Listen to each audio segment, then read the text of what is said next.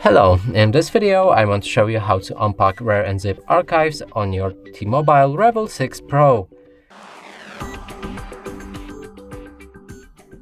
And to do this we'll need to get the RAR app, and we've shown you in our previous video on how to do it.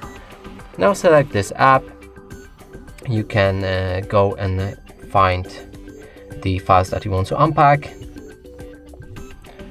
Mine are right here. Select them. Now you can click on each of the file or leave it as it is to unpack everything. Click on this arrow pointing up, change any extraction options, click on browse to change the designation where the files will be unpacked. And I want them in actually not here. Let's move to the movies folder, click on OK, and your files should be unpacked. And that's it for this video. Hope you like it. Please consider subscribing to our channel, leave a like and a comment below.